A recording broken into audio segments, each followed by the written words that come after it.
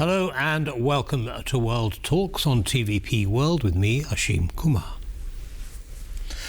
US Vice President JD Vance has ignited debate with his claim that Europe must take the lion's share of guaranteeing Ukraine's security once the war ends. President Trump insists that there will be no US ground troops, although air support may be possible, and Washington is determined to stop writing blank checks. But if America steps back, can Europe step up?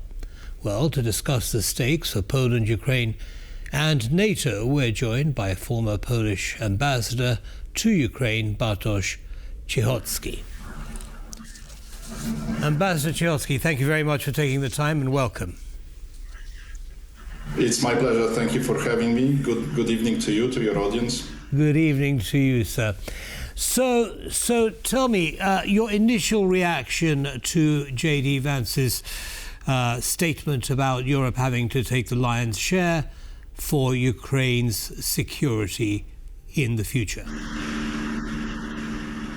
He's absolutely right, and here in Poland, it's no surprise about it, and no kind of disappointment. We strongly believe that we in Europe should take security defense seriously, but at the same time, in a foreseeable future, we are unable to substitute the US, and we should keep the transatlantic community as stronger as possible. This is both in Europe's interest, but we believe it's also in the US interest. Right, okay, so let's dig into that a little bit. There's nothing wrong with Europe stepping in, but not quite yet. Factories need to retool, more investments need to happen. But Poland's been doing that. It's been investing in its defence industry, 4.7% of GDP. Is this a wake-up call for other European countries like Germany, France, Italy, Spain, and so on? It's a very delayed wake-up call, but there are first signals that the Europeans have good hearing, I would say, to those wake-up calls. The EU is now completing a program to support defense industries. They are adjusting their strategies, their strategic documents. Now, finally, the EU takes defense and security as one of her competences, which was not true a couple of years ago. The point is that it would take years or decades to build some specific capabilities only the US currently has. For example, strategic airlifting, some rocket missiles programs, etc., etc. And Europe is a, I would say, a consortium of different countries. Decision making in Europe is completely different from the US one.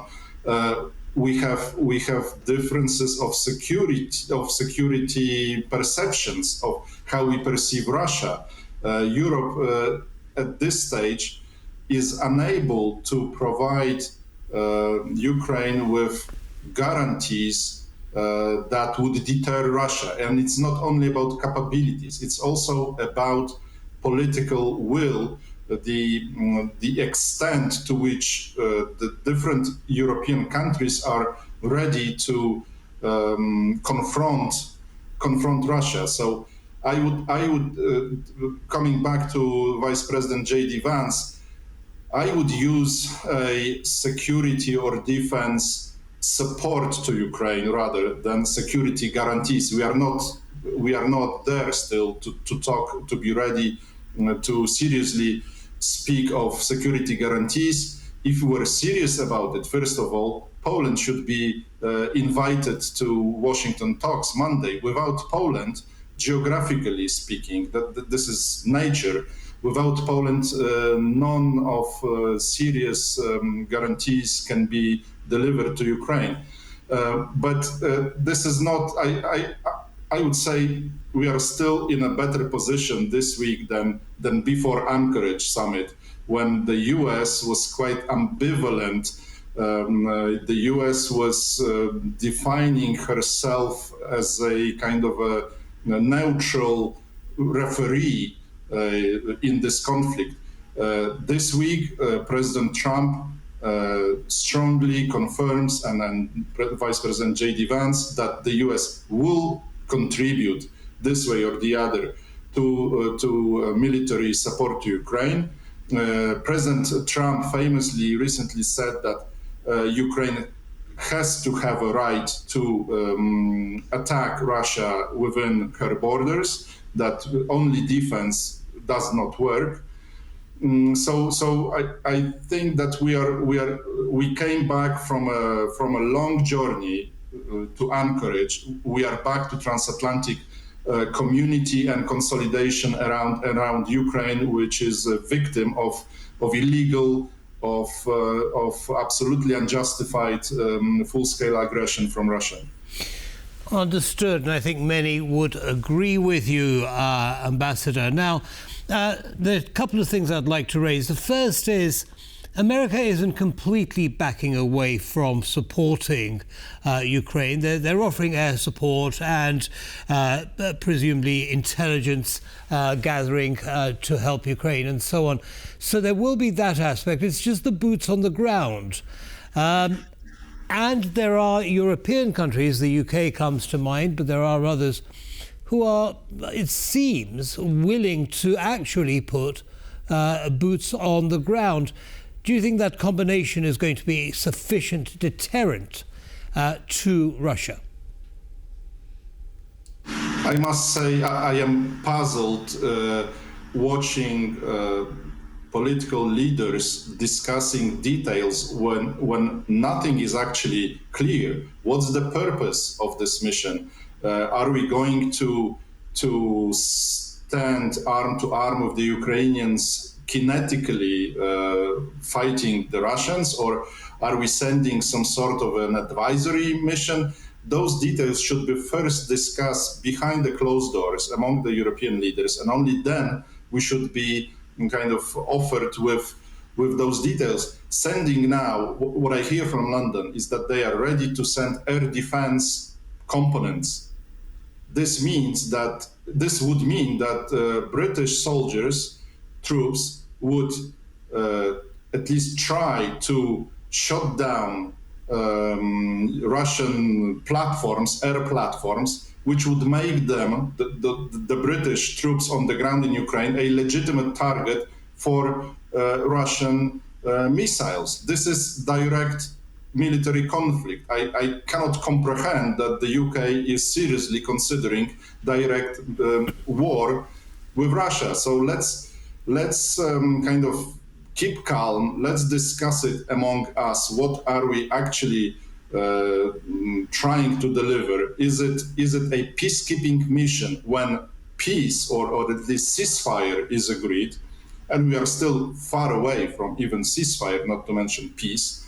So I think this is premature debate, which is only showing our divisions among the European, among the transatlantic countries to the great joy in the Kremlin, but this is counterproductive to us.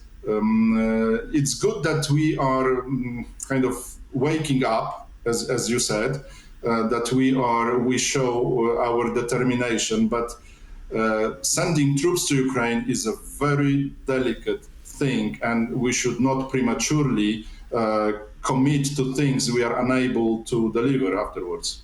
Understood. And of course that also risks triggering NATO's Article 5, an attack on one being an attack on all. So would an attack on British soldiers in Ukraine by Russia trigger Article 5? That is a moot question. Let's hope it never gets to that. Now, how is Vice President Vance's statement being received in Ukraine at the moment? What's their kind of impression of it? Well, I think whenever Washington speaks through President Trump or his vice president mouth and not with Stephen Witkoff's, Ukraine is absolutely fine with it. They are concerned about some sort of isolationist approach by JD Vance, but at least he's perceived as a genuine, as an integral politician, which cannot be said of Stephen Witkoff. They are President Zelensky, surprisingly to me, kind of lowered his level of his ambitions. He is saying that security guarantees to him means, first of all, strengthening Ukrainian army. He's not requesting NATO troops in Ukraine. He says, help us to build our national force able to deter the Russians. And what he says next, intensify economic sanction pressure on Russia. And what's unfortunate about the stormy diplomatic week is that it seems that the U.S. kind of forgot about the threat of new wave of sanctions. Shortly before Anchorage, President Trump personally would indicate deadlines for Russia to cease fire or to be addressed with energy sanctions in energy sector. Today, President Trump kind of moved towards European and Ukrainian expectations, but on the other hand, he's silent on the sanction mode. Let's see how it develops. Every day, with every new statement by President Trump or Vice President Vance, we are kind of entering some new chapter. So this is very stormy, unpredictable process. But sometimes it's good that we try the political solutions. I think President Trump now understands that it's not that easy as he wanted to see it.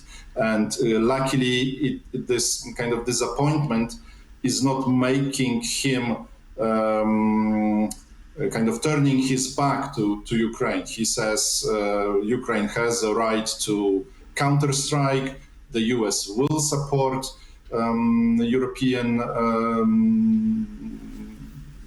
European help to Ukraine.